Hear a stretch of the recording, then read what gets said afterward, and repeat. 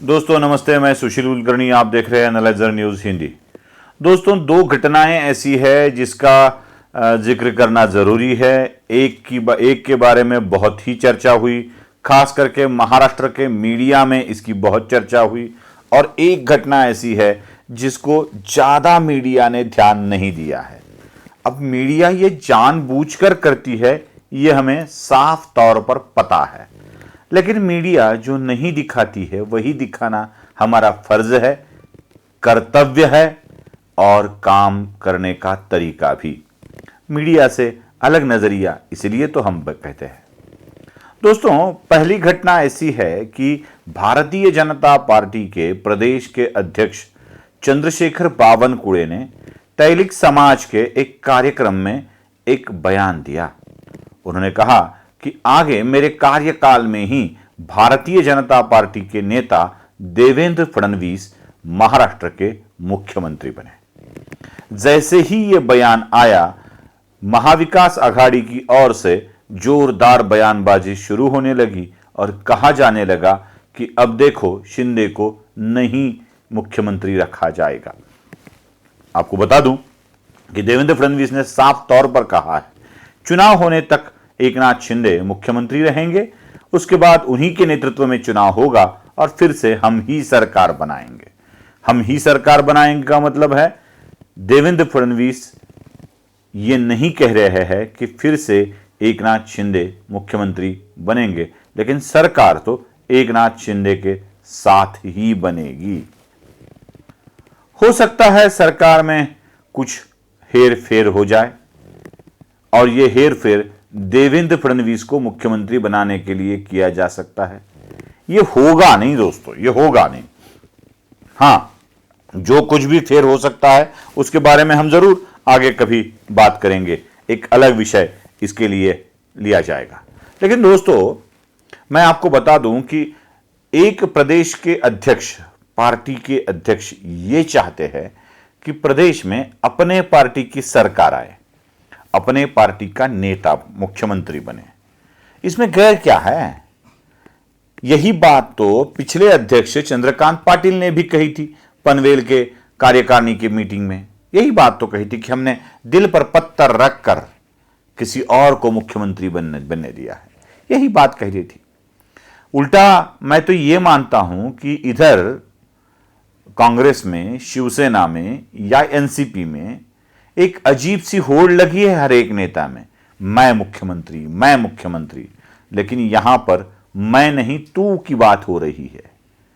ये तो बावनकुळे की बहुत दिल का बड़प्पन है।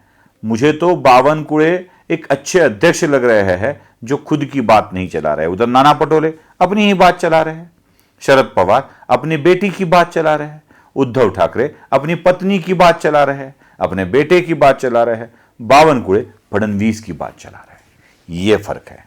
लेकिन मीडिया में बावनकुळे के इस बयान को एकनाथ शिंदे का विरोधी बयान इस तरह से पेश किया जा रहा है, इसको बड़ा महत्व दिया जा रहा है।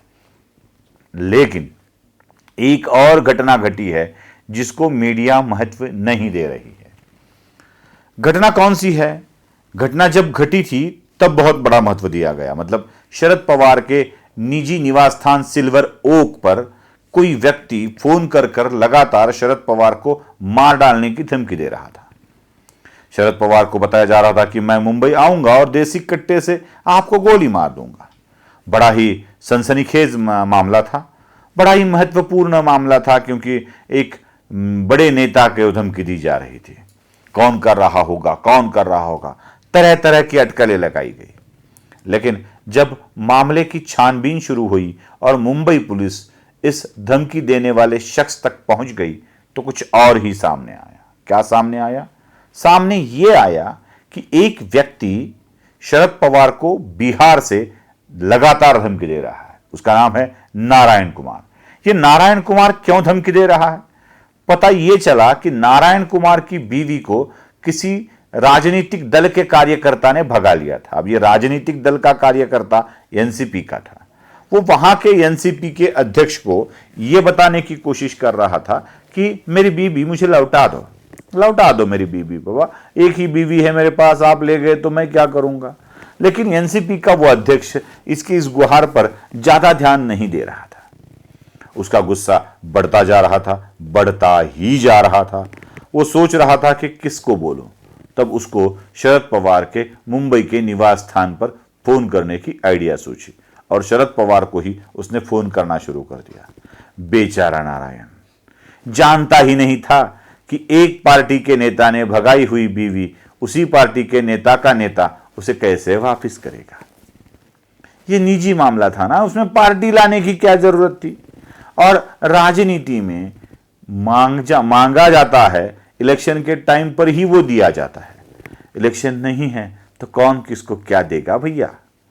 तो इसीलिए वो व्यक्ति बार बार शरद पवार को फोन कर कर उसकी बीवी मिलने के लिए ये प्रयत्न कर रहा था। शायद उसकी कोशिश थी कि धमकी के कारण तो शरद पवार पूछ ले भैया क्यों धमकी दे रहे हो, और ये बता दे कि इसलिए धमकी दे रहा हूं, और वो उस नेता को बता दे, वो नेता अपने कार्यकर्ता को बता देगा, कार्यकर्ता बीवी लेके आएगा।